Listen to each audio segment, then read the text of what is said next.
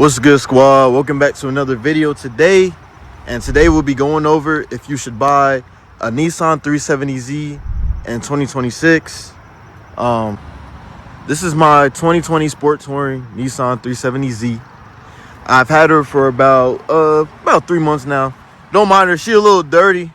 It's been raining, as you can see, like clouds in the sky. But yeah, give you a quick little walk around. That's how she looked, everything like that.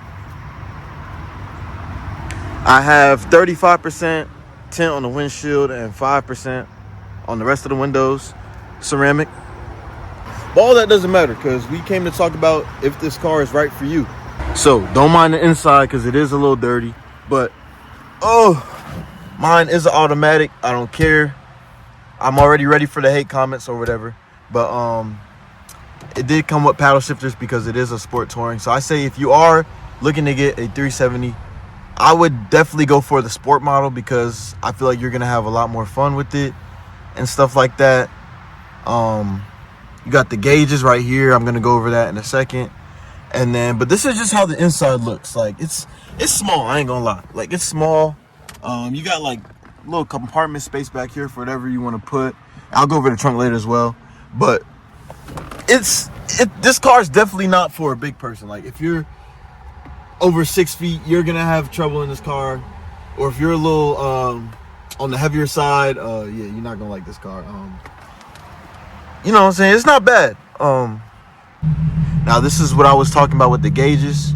You have your time, your battery voltage, and your oil temperature right here. Now the one thing I don't like is how they put the time here and the time here. Like, it makes no sense because why do I need two times right next to each other, obviously? But as far as that goes, you have your technology system right here, which is kind of the same as a G37. So they didn't really change it much. I mean, it does move a little faster, but it's still the same. Now, I'm going to show you the dash. So I started off with like 65,000 miles. So I did drive it quite a bit. But this is the dash. You have 180 on the dash. I like the way this looks. It looks nice. It gives it like a, I don't know, like a sports. It is a sports car, but it gives it like a nice little feel. I don't know. But this is the gas gauge right here. As you can see, let me zoom in for y'all. So I do need to fill up, and I will probably show you guys on a later video of how much it costs to fill up a 370Z. You do have to put premium gas in here, but that's the gas gauge, and then your warning lights, and then, you know, your temperature of the car right here. See if you're overheating and whatnot.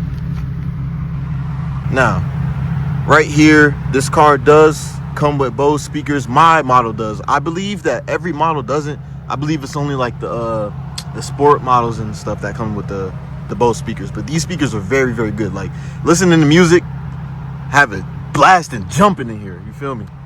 And then I'm also gonna show y'all the stuff that some people don't care about. Like, this is where the AC vents are. You have a couple of them around here. I'm trying to give y'all the whole car because a lot of people want to see it. And then let me show you how much miles per gallon that I get. So you're gonna go to info, fuel economy, and so I currently get 25.8 miles per gallon on this car. I don't really like driving fast too much all around the place because driving fast in this car, your gas is gonna go like this.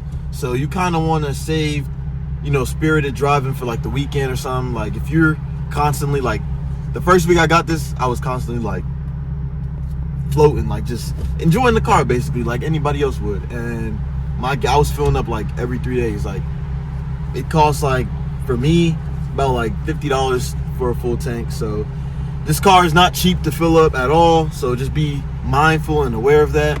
Forgot to show y'all, you do have a traction control button right here in case, you know, you want to do whatever you want to do, slide it, whatever. I don't condone any of that, but if you, whatever you want to do, there's a traction button right here. And as you can see, it tells you when it's off. There's also a key port, so you can, the car doesn't recognize your key. I believe you just put it in here and it will recognize it or whatever. Correct me if I'm wrong. I believe that's what it's for. Now, another thing with that traction control button, as I was explaining to y'all right here, you press that button off. This car, how do I say this? This car slides pretty easily. I'll say that. Now, another thing I forgot to show y'all, This is how you move your seat up and down. So this moves the seat and this moves the back, obviously. And you have it on this side as well, right here.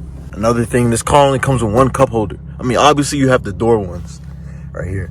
But it's like, if it's a big drink, you can't put it over there. You have to put it here. But if you have two people with two big drinks, somebody's gonna have to hold their drink. That's another thing. And then you got your, obviously your seat warmers, and then your trunk button right here as well. Now, another thing that I don't like about this car is that it does not have remote start. This is what the key looks like. This is a 2020.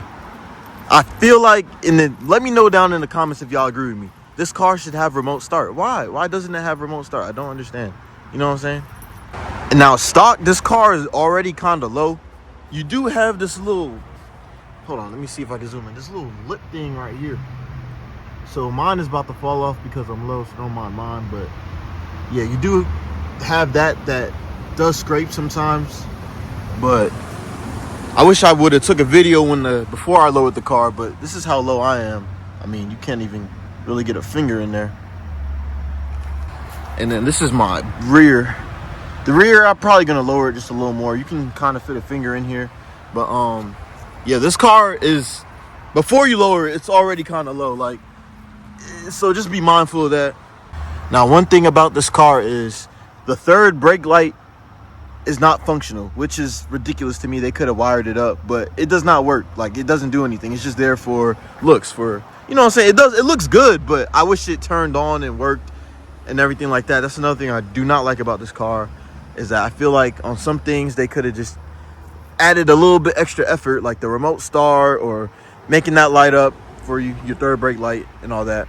But we are now going to head to under the hood. So obviously you have your usual stuff, your intakes, your coolant.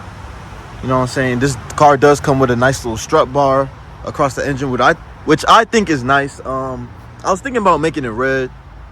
So the 2009 to 2012 do have gallery gasket problems, which I guess Nissan used a cheap gasket in the front and it starts leaking oil. So you will have to worry about that with those years. This is a 2020, so I believe mine is, updated, so I don't really have to worry about that, but you know what I'm saying? Now, also for the engine bay, you have your battery right here. So it's a little compartment. And I like these little flat surfaces in the engine because when you're working on your car, you can just put your tool right here. You don't have to worry about it rolling anywhere because it's blocked off. So I love how they did that. And then on this side, obviously, you got your brake fluid. So you can check the contents of your brake fluid, make sure it's straight.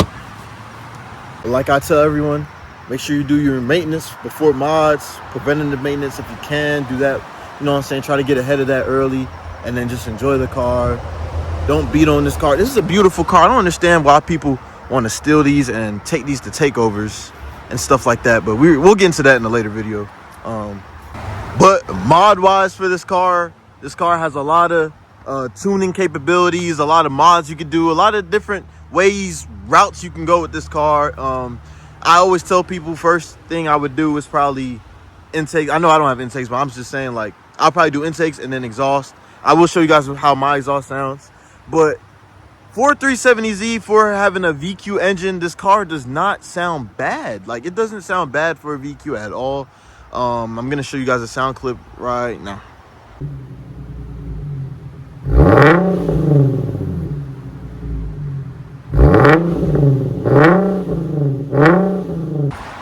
And that's just with vibrant resonators and a muffler delete.